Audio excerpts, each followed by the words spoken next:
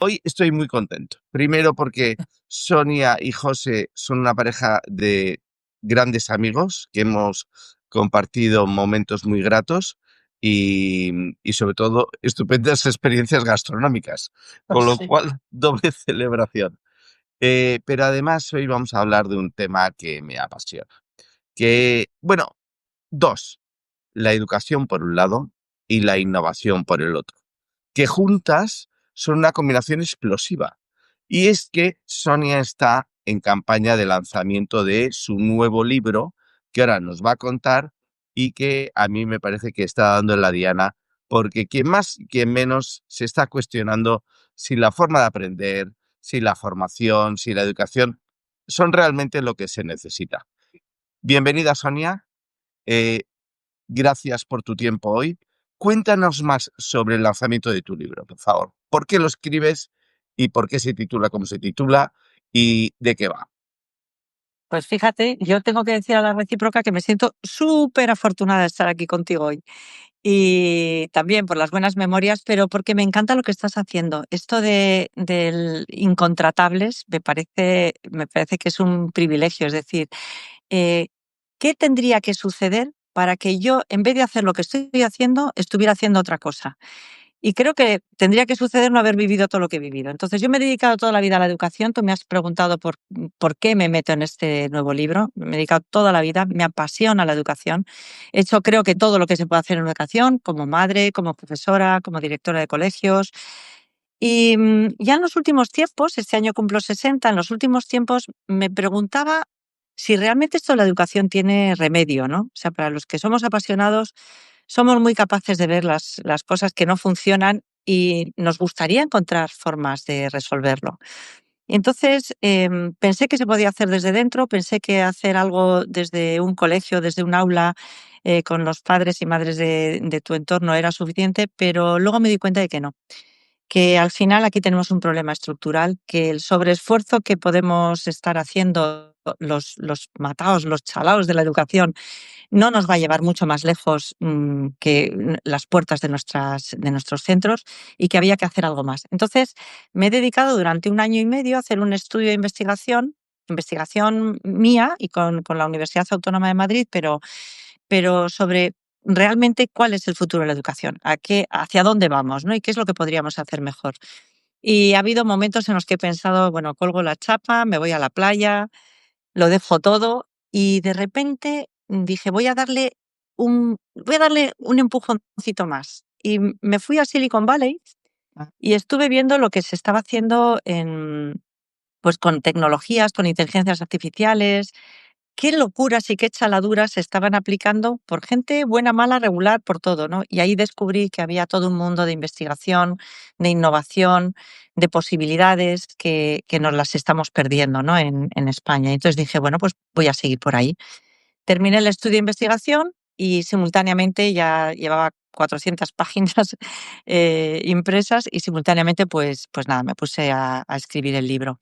El libro tiene una virtud y es hacer una síntesis muy accesible a todo el mundo para entender por qué la educación ya no va a poder seguir siendo lo que ha venido siendo hasta ahora, por qué todos estos cambios que son tan rápidos y tan exponenciales nos pilla de lleno al sector educativo, y por qué es tan importante que empecemos ya a hacer esos cambios en nuestro propio sistema, ¿no? En este caso en España. Entonces, bueno, el libro va de eso, se llama El fin de la educación tal y como la conocemos, pero vuelvo a insistir, no es un ensayo sesudo de esos que infumables, de eso que uno se lee de un tirón. Una persona me dijo el otro día, dice, José, es que parece casi un libro de autoayuda, ¿no? Y llega a personas pues, que somos el 80% de la población: padres, madres, profesores, alumnos, abuelos, abuelas, o sea, gente que estamos implicados en que esto de la educación se adapte más al bienestar de los niños y jóvenes, pero también al futuro de nuestras sociedades, pero también a las necesidades de los distintos sectores productivos, ¿no? Entonces, el libro. Luego, ¿cuál es la tesis que subyace, o la tesis que está por debajo? Pues la tesis es, estamos en un momento en el que ya hay otros países que llevan 16 años prototipando. prototipando y pilotando, que son cosas distintas. Uno prototipa, haces un modelo que tal y luego lo pilotas. Y llegamos esos 16 años tarde, pero al mismo tiempo nunca es mejor momento que ahora para empezar a hacer algo. Entonces, ¿qué se puede hacer? Pues voy a decir algo que es muy chocante y que para mí ha sido al final la conclusión, ¿no? Es una bomba de relojería, pero es así. Se puede reconvertir el sector. O sea, estamos ante un escenario de necesidad de reconversión sectorial, el mismo escenario, very similar, iba a decir, muy similar al que tuvo, por ejemplo, en el 2012 el sector bancario, en el que, por cierto, invertimos 60.000 millones de euros. O sea, se vio una necesidad de cambio que venía producida por un cambio coyuntural, es decir, el mundo de la banca había cambiado, las necesidades habían cambiado, la tecnología había cambiado, el perfil profesional que se requería había cambiado y había que invertir un dinero entre todos porque no podíamos permitirnos que un sector entero se cayera. Y era un sector en el que nos implicaba a toda la sociedad y era estratégico como país. Bueno, pues yo lo que defiendo es que igual que esto fue estratégico, fue necesario y hubo que invertir en todas esas cosas, actualmente estamos en un escenario en el que el sector educativo necesita una reconversión y necesita, no sé si esa cantidad, pero sí una cantidad importante para que esto se reconvierta. Esa es una de las tesis. La otra tesis es, hemos llegado a pensar como sociedad que de esto de la educación se ocupa el poder legislativo, se ocupan los políticos y que no podemos hacer nada porque tenemos que esperar a que haya una nueva ley para que haya un cambio educativo. Como al mismo tiempo hemos aprendido como sociedad que da igual quien venga a gobernar, sea de un lado o sea del otro, lo que va a suceder con una nueva ley es que si vienen los del grupo A, se van a oponer a los del grupo B y a la inversa, pues después de 8 leyes en la democracia, que es tanto como decir que cada año que había elecciones se cambiaba la ley y las cosas no han cambiado, hemos aprendido que esto no lo va a cambiar nadie. Y lo hemos aprendido erróneamente, en parte también porque, bueno, se nos ha hecho ver que esto era así y en parte también porque nos hemos inhibido como sociedad civil para que ese cambio se produzca. Entonces, la segunda tesis es, hay un espacio muy importante para que la sociedad civil ocupe un lugar que es absolutamente necesario, que es el mismo que nos ha llevado a ocupar cualquier cambio social importante, desde movimientos pues como feministas o movimientos de igualdad o movimientos antirracistas. Todo movimiento ha surgido de una conciencia social y de una necesidad que se ha convertido en un imperativo. Entonces, esa es la segunda tesis y para verificar la una y la otra hemos hecho un estudio muy potente, muy importante, que es el primer barómetro sobre la percepción de los españoles del sistema educativo. Lo hemos hecho con la cátedra Educa Acción de la Universidad Autónoma de Madrid. Lo hemos hecho con la solvencia profesional de Metroscopia y lo hemos hecho con el apoyo económico de la Fundación Unicaja. Y el resultado es que el 90% de la población española, independientemente del sector, o sea, de la identidad de los centros a los que envían a sus hijos, público, privado, concertado, y también independientemente de no solamente la titularidad del centro, sino de la comunidad autónoma, con gobierno de un lado y del otro y del tercero que se nos pueda ocurrir, los españoles pensamos que es absolutamente necesaria y urgente una transformación profunda del sector educativo. Entonces, el, el melón ya está abierto, es decir, tenemos posibilidad de hacerlo, estamos todos de acuerdo, a pesar de que nos quieren polarizar o nos quieren hacer creer que estamos polarizados. Y por otro lado, es muy urgente, no solamente por lo que pensamos desde dentro, sino por lo que está pasando fuera. Y ya me callo porque me he soltado un rollo que lo siento un montón. No hay cosa que más me guste que los entrevistados generosos en respuestas, porque eso hace que tenga que hacer muy pocas preguntas, porque el tiempo no es flexible, pero las respuestas sí lo son. O sea que, fantástica introducción a tu libro. Eh, no podemos estar más de acuerdo en el diagnóstico. Hace falta un cambio profundo y urgente, pero ¿quiénes son los enemigos de la educación? Pregunta número uno. Y pregunta número dos, ¿le interesa al que haga las leyes, sea A, B o C, que esto mejore? Que la gente esté más capacitada, tenga más capacidad de autocrítica, vea las situaciones de una forma distinta y sobre todo sea más independiente, más libre, ¿no? Porque cuando estás capacitado te buscas la vida por ti mismo y tienes menos dependencias. Entonces, pregunta número uno, ¿quiénes son los enemigos de la educación? Y pregunta número dos, te las hago ya de dos en dos porque sí que la respuesta va a ser larga. eh, ¿Les interesa que funcione esto, que sea mejor? Pues pregunta número uno, ¿quiénes son los enemigos? Los enemigos de este cambio, o sea, dentro de de esta propuesta que yo hago, realmente no son las personas. El enemigo, el único enemigo es el inmovilismo. Es decir, el enemigo de que se produzcan los cambios que queremos que sucedan, porque estamos hablando de cambios que no están ideologizados ni politizados, es que no hagamos nada.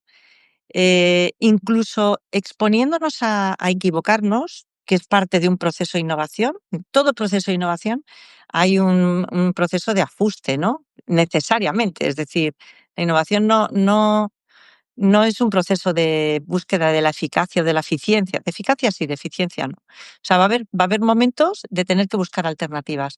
Entonces, el inmovilismo es el único y el principal enemigo. Esa pregunta, que es muy buena, podría estar unida a la respuesta de la segunda, de haber coincidido y haberte dicho, sí, yo creo que esto tiene un interés por parte de los poderes fácticos o de los poderes absolutos, ¿no? Que corrompen absolutamente, como suelen decir, para que esto no suceda. Yo soy consciente de que hay intereses por parte de algunos grupos de poder por mantener a una población más o menos adormilada, que no tenga esa capacidad de toma de decisiones, que soy consciente de que eso puede existir, pero creo que nunca interesa que eso suceda. Entonces, la respuesta es, yo creo que esos no son los verdaderos enemigos. El statu quo va a buscar siempre perpetuarse y entonces al statu quo no le interesa entrar en debate. Ellos son mucho más rápidos haciendo lo que quieren hacer si no hay nadie que les lleva ningún tipo de oposición. Pero no les interesa porque ni siquiera ellos van a tener reemplazo. Es decir, al final, em, como he dicho, el volumen de población que está directamente relacionada y afectada porque una educación no sea suficientemente buena es demasiado grande para pensar que la falta de capacitación que tú lo has mencionado, la falta de crítica, de sentido crítico, ¿no? De espíritu crítico y la falta de independencia pueda beneficiar a nadie. O sea, no creo que vayan por ahí los tiros. Creo que interesa una población más formada, incluso si en un momento determinado va a suponer una oposición a ese statu quo que ahora mismo tiene garantizado el poder. Por otro lado, ellos viven en un entorno, en un contexto de renovación. O sea, el statu quo tiene poder, pero al mismo tiempo también está sujeto a muchos vaivenes y más en el mundo en el que estamos ahora mismo. Entonces, necesitamos flexibilidad y necesitamos reposición de gente que venga con conocimientos y con actitudes diferentes. Y eso está vinculado 100% a una mejora educativa. Vamos a la parte de cada uno de nosotros. O sea, alguien que necesite aprender lo que sea sin esfuerzo, sin dedicación, sin disciplina, sin continuidad, tenga profesor o no tenga profesor, tenga un libro o tenga un podcast, lo haga por las mañanas o lo haga por las noches, le dedique mucho tiempo o le dedique poco. Si uno no está mentalizado de que tiene que capacitarse o aprender determinada habilidad, no va a pasar nunca. ¿Cómo fomentamos esta autorresponsabilidad de cada uno de nosotros? Fíjate, has hablado de dos cosas. Has hablado de motivación intrínseca, es decir, ponerte en disposición de, y luego pues eso, realmente de ponerte en marcha, ¿no? De ser capaz de generar ese esfuerzo. Porque al final uno puede tener motivación, ¿vale? Querer, desear algo, pero no estar dispuesto a hacer el esfuerzo. Tú fíjate que el sistema educativo durante muchos años seguidos nos ha entrenado a pensar que tenemos que hacer algo de manera obligatoria y que ese esfuerzo no tiene nada que ver con nuestro interés, sino con el cumplimiento de unos objetivos que un tercero marca y que establece la forma de medir. Entonces, lo primero que hay que hacer es tener muy claro que aprender es un acto genuinamente placentero, es maravilloso, es divertido, es apasionante. Y cuando somos niños muy pequeños, lo hacemos de una manera natural ininterrumpidamente. Luego, ¿qué pasa? Que el propio sistema nos va domesticando hasta que llegamos a pensar que esto es algo ajeno a nosotros, que el aprendizaje tiene que venir por imperativo, por imposición de un tercero. Y luego volvemos a otra etapa que cada vez está siendo más amplia en esas 9 generaciones que convivimos actualmente, por primera vez en la historia de la humanidad, que es el decir, por fin puedo volver a aprender aquello que me gusta, ¿no? Entonces, quizás entre el final y el principio debemos de hacer un puente que nos permita comprender que estamos disfrutando de algo que tiene que ser más flexible para que se adapte más a lo que nosotros queremos. Y eso es lo que de alguna manera hay que buscar en la educación obligatoria. Ese fin de la educación tal y como lo comprendemos es precisamente esa capacidad de establecer un puente entre una etapa placentera de aprendizaje y la otra, que ahora mismo está totalmente sesgado por un sistema muy rígido y con muy poca capacidad de traer la motivación y atraer la motivación del alumno, hacerle partícipe en ese modelo de diseño de su propio aprendizaje. Tú y yo hemos sido muchos años profesores. No sé si coincides en que es una de las experiencias profesionales más bonitas que existe. O sea, ese contacto, ese salir del aula con el sentimiento de se lo han pasado genial. Han aprendido, les ha gustado, porque lo notas, o sea, porque el ambiente así te lo indica, ¿no? Y sales con una satisfacción enorme. Pero claro, hoy cada profesor tiene un enemigo en el bolsillo de cada alumno. Y es que, eh, sea lo que sea que estés enseñando, historia, matemáticas, lengua, idiomas, lo que sea, hay alguien en YouTube que lo hace mejor que tú. Y tus alumnos le conocen y tus alumnos le siguen. Y probablemente es más simpático, es más ocurrente, es más creativo. ¿Cómo puede competir ese profesor de toda la vida contra esos superestrellas, profesores que graban sus contenidos justo en el lenguaje que le gusta a los chicos, en el TikTok o en el YouTube o donde sea? ¿Cómo puede competir? Pues es que no puedo competir, pero es que tampoco necesita competir. Es que una de las cosas que hay que hacer también, hablando del fin de la educación, tal y como la conocemos, es redefinir el rol del docente.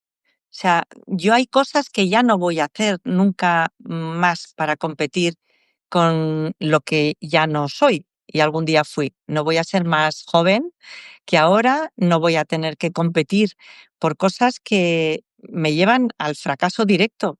Sin embargo, tengo, tengo un espacio que es mío, que es propio, que me permite hacer lo que hago de manera muy digna y hacerme muy feliz. Entonces, el profesor no puede competir con las luces de neón, nunca ha podido hacerlo. También había otros competidores antes, ¿no? Que en otras etapas previas. Y tampoco va a poder competir con la inmediatez, la rapidez, la extraordinaria riqueza que tiene ahora mismo Internet para encontrar fuentes de aprendizaje. Pero es que no tiene que competir. Es que el profesor tiene que ser ese acompañante humano, genuinamente humano, esa mano protectora y fiable que ningún otro puede hacer mejor que nosotros. Ese tiempo de calidad en el que uno puede acomodarse para poder compartir pues cuáles son las mejores formas de aprender, cuáles son los mejores caminos que emprender, cuál es mi genuina diferencia como alumno y que tú como profesor puedes poner en valor. O sea, el profesor es ese compañero que y que me va a proveer de los recursos que apuntalan y apoyan mi mejor aprendizaje. Y quizás alguno de ellos, quizás el propio profesor es el que tiene que recomendar esos recursos de YouTube, ¿vale? Ese u otro. Y el tiempo que yo como profesor esté con el alumno, disfrutarlo. Vuelvo otra vez a lo mismo, o sea, es como la gastronomía.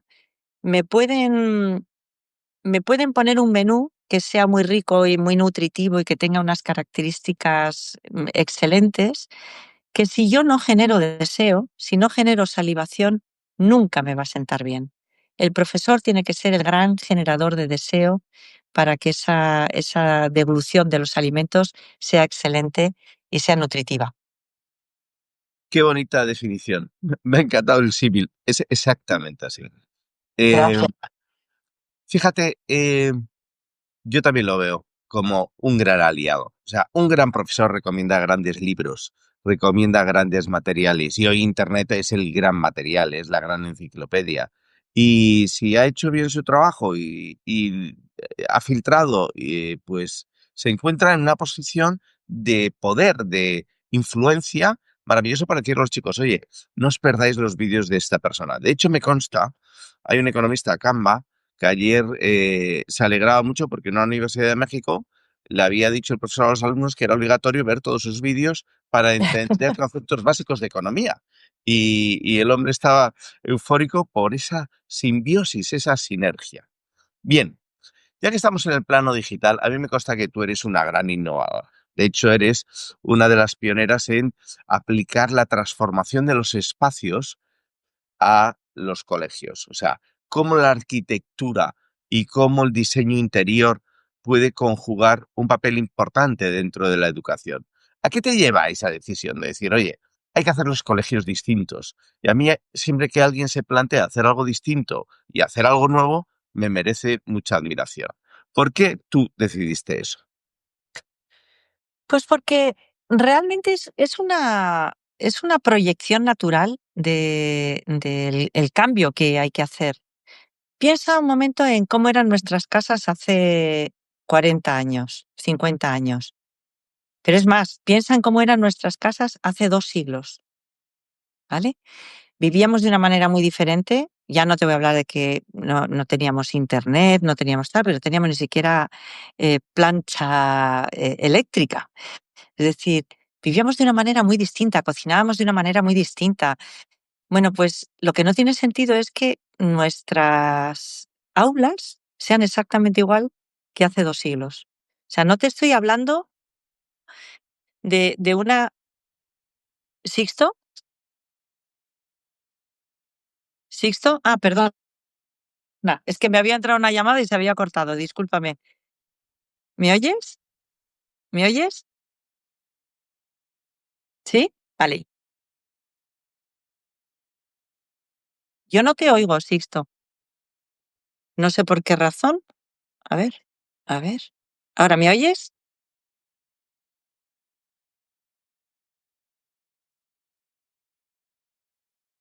No sé por qué. No te oigo.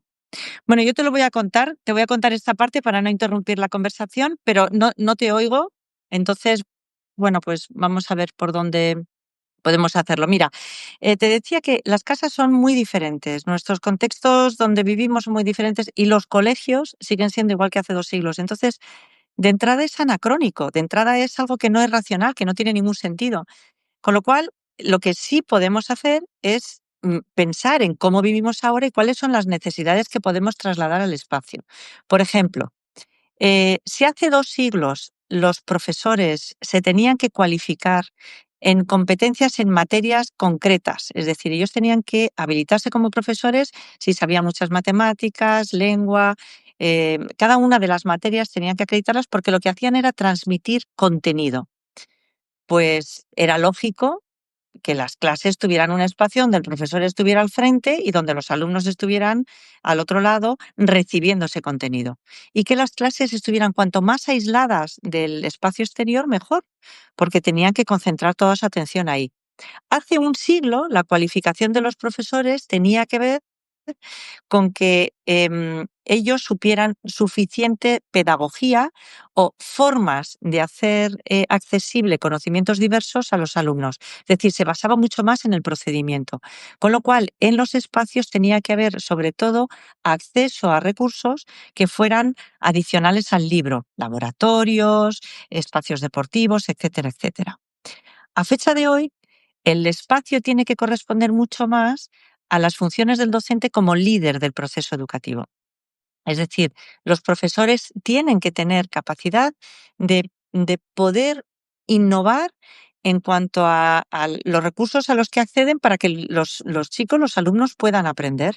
Entonces, eh, si tú te quedas en un espacio muy reducido, si tu ámbito de aprendizaje es nada más tu aula, estás perdiendo el resto del edificio y el resto del espacio que está a tu alrededor. Entonces, los espacios van a determinar también tu capacidad de impactar en esos alumnos desde el punto de vista de aprendizaje.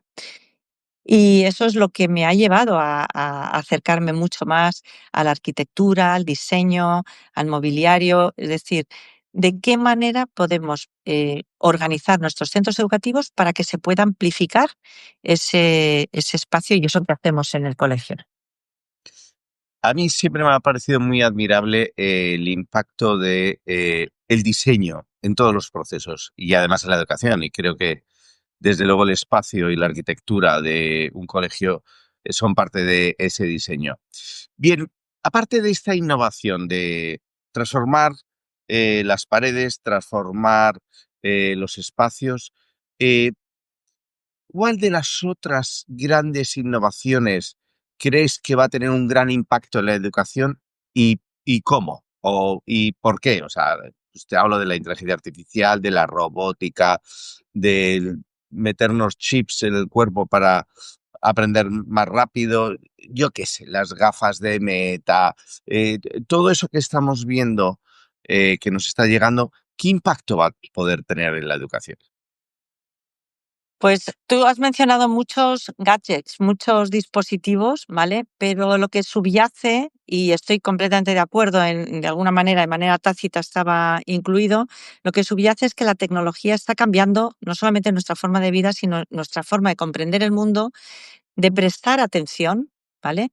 Y la atención está directamente relacionada con nuestra capacidad de aprendizaje, es decir, está condicionando nuestra forma de aprender y podemos hacer 2 cosas, o luchar contra ella o subirnos al carro.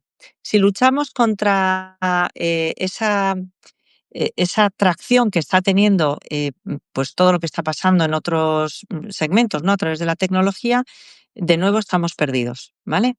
Otra cosa es que luego lo limitemos o que luego seamos capaces de elegir cómo usarlo, pero luchar contra ello no tiene, vamos, tenemos la batalla perdida de lejos. Entonces, los mismos alumnos, tú lo has mencionado antes, los mismos alumnos que tienen esa merma de atención, resulta que son los que están ahora siguiendo podcasts que ya no son de 2 minutos, ni de 3, ni de 5. Están consumiendo contenido que es de 1 hora, 1 hora y media, 2 horas. Entonces, ¿qué es lo que está pasando para que el alumno que es capaz de ver muy rápidamente en un TikTok, en un vídeo muy corto, de repente esté buscando él por motu propio que quiere escuchar más de algo o de alguien? Pues lo que está pasando es lo de siempre. Hemos sido capaces de generar de suscitar esa curiosidad y luego cada uno libremente se dirige con su tiempo, ¿vale? A utilizarlo y a participar en foros donde conecta con su interés. Entonces, ¿cuál es la innovación que más va a cambiar? Pues la tecnología ya lo está cambiando y yo creo que la inteligencia artificial está ya modificando y abriendo caminos muy potentes para que haya una mayor personalización, tanto de los itinerarios como de la cantidad y calidad de contenidos y la cualidad de los contenidos. Se ha investigado mucho, Howard Gardner habla de los diferentes estilos de aprendizaje. No aprendemos todos por igual. Nuestro cerebro ya sin inteligencia artificial y sin tecnologías ya es diferente al del de al lado y sin embargo estamos en aulas donde el niño que es más auditivo está recibiendo el mismo contenido que el que tiene un aprendizaje más visual o más kinestésico y demás. Eso es anacrónico. Entonces, la posibilidad de personalizar el aprendizaje está ya ahí a nuestra disposición y luego en esa personalización la posibilidad de buscar una mayor equidad. Es decir, no es justo que haya personas que tengan que estar limitando su tiempo, mm, su progreso a que haya un horario establecido, un calendario establecido, un itinerario establecido y otros que tengan que estar a marchas forzadas siguiendo ese itinerario y ese calendario sin que tengan ningún interés ni nada que ver con ellos, ¿no? Entonces, esa personalización, esa flexibilización está ya a la vuelta de la esquina y tiene que ver con muchísimo con la tecnología y con la inteligencia artificial. Tú has tratado intensamente con todos los actores del sistema educativo, dueños de colegios, profesores, patronales, sindicatos, asociaciones, gobiernos locales, regionales, nacionales. Has tratado con todo el ecosistema. Mi sensación es que hay una gran adversión a la innovación, al cambio, a la digitalización. ¿Por qué es eso así en caso de que yo tenga razón? Pero yo siempre me he encontrado como que esto ha funcionado siempre y va a seguir funcionando. ¿Cuál es tu impresión respecto o tu análisis respecto a esto? Sí, puede haber una versión, porque hay una versión natural, que es la de tengo que salir de mi zona de confort, ¿vale? Y hacer algo diferente. Y luego hay otro tipo de aversión que tiene que ver con la falta de recursos. Es decir, yo siento aversión a tener que hacer algo cuando me veo expuesto a tener que hacerlo en un contexto deprivado de recursos. Entonces, yo creo que hay que medirlo desde esta perspectiva. Es decir, al profesor se le está exigiendo una y otra vez que haga cosas sin tener los recursos para poder hacerlo. Y entonces, eso no solamente es incómodo, es que es injusto. Es decir, al profesor cada día se le está echando, y al propio sistema, a los propios centros educativos, cada vez se le está echando más encima responsabilidades que son nuevas y que sobrepasan aquello para lo que ellos se han formado. Entonces, no son culpables de que el mundo haya cambiado, pero sin ser culpables se les hace responsables.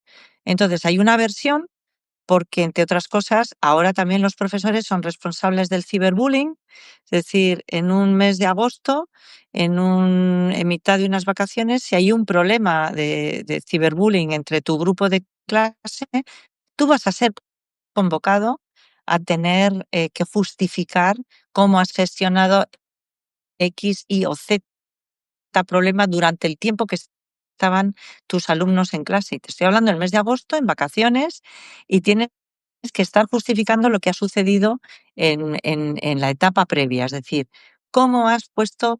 Y con eso suma y sigue en un montón de cuestiones, desde alimenticias, pasando por las alergias hasta miles de cosas. Entonces, ¿qué es lo que pasa? Que la aversión al cambio es que ya hay un nivel de sobresaturación de cambios a los que el docente está expuesto y en el que sin recursos se le ha exigido que innove.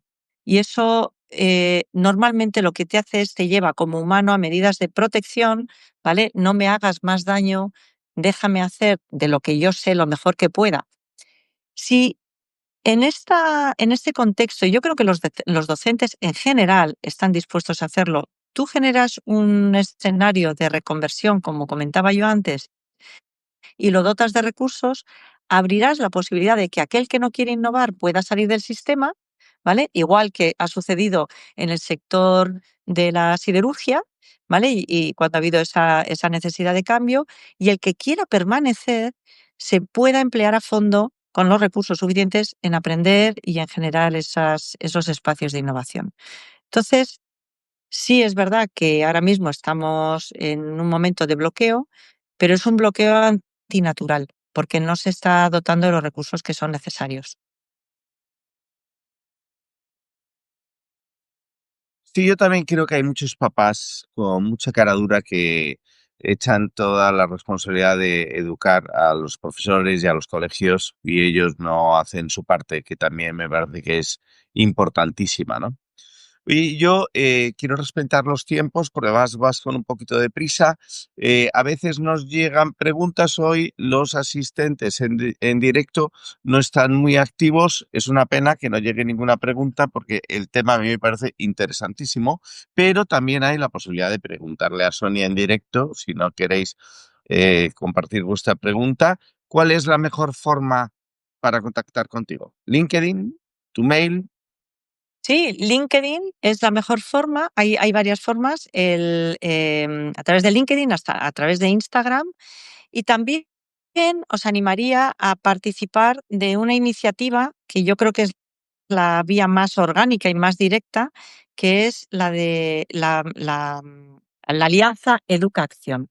En www.educaacción con dos Cs y solo una A.org tenemos una plataforma en la que pretendemos interactuar con personas que les interese este cambio educativo también y que quieran mantenerse informados. Entonces, bueno, ahí pedimos una adhesión que no tiene ningún coste económico, por supuesto, y que lo único que pide es que valoremos, pues, cuáles pueden ser, entre todos, cuáles pueden ser iniciativas beneficiosas para este cambio. Pero yo creo que esa es la forma más orgánica, como digo. Por supuesto, yo estoy a vuestra entera disposición. Mi dirección de email es s10@educaaccion.org y también a través de info@educaaccion.org, porque, bueno, pues ahí somos un equipo de personas que estamos trabajando por esta iniciativa, ¿no? Pero, insisto, incluso si a través de tu propia plataforma, ¿no? En Substack y tus redes, que me encanta seguirte, Sixto, pues surge el tema y en algún momento queréis que sigamos desarrollándolo, pues encantada de coparticiparlo con personas que quieran seguirlo, ¿no? Ujú. Aquí llega un comentario de Anael Mariño. Enhorabuena por la entrevista y por el libro. Es inspirador cómo aportas ideas tan necesarias para repensar la educación desde dentro. Sí, desde luego, Sonia. Otra cosa no, pero dentro sí he estado muy dentro, siendo la directora y propietaria de un par de colegios, uno en Bilbao y el otro en Málaga. O sea que conoce bien el sector. Bueno, y ya para terminar, el libro, El fin de la educación. Dinos, cualquier librería lo pueden comprar, imagino que Amazon también, o hay otra forma. ¿Cuál es la editorial? Danos un poco los detalles, por favor. Pues mira, el libro El fin de la educación, tal y como la conocemos, está ya desde ayer. Ayer salió, ya está en librerías, antes estaba en preventa y se puede comprar o bien a través de Amazon o en librerías, que se puede pedir si no lo tienen disponible, pero también lo podéis pedir a través de mi página web, que es www.soniadiez.com, y si quisierais pedirlo dedicado, pues sería a través de esa vía. O, como hemos dicho, a través de LinkedIn me lo pedís y yo os doy todas las referencias y es muy fácil y muy accesible. En Amazon ahora mismo me parece, igual que en FNAC, me parece que ahora tienen un descuento adicional de promoción. Así que, bueno, no sé si son 4 o 5 euros lo que sea de descuento, pues mira, Mm. mejor para todos. Pero bueno, siempre mejor al autor. Os lo dice un autor.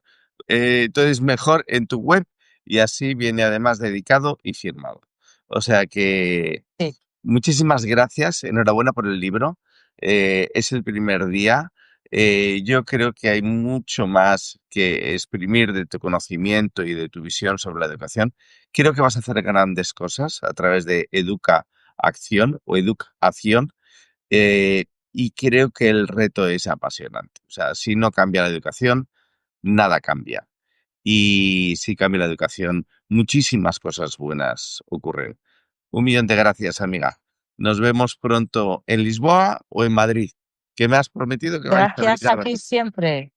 Mm. Gracias a ti siempre, Sixto. Estás haciendo una gran labor y sobre todo me encanta la forma serena en la que das cabida y tiendes la mano para que se puedan tratar muchas cosas que de otra forma seguramente no tendrían una reciprocidad en la conversación. Gracias de corazón por hacernos pensar y por sembrar bien en el corazón y en la mente de las personas. De verdad, de corazón. Nos vemos pronto. Un abrazo enorme. Chao. Adiós.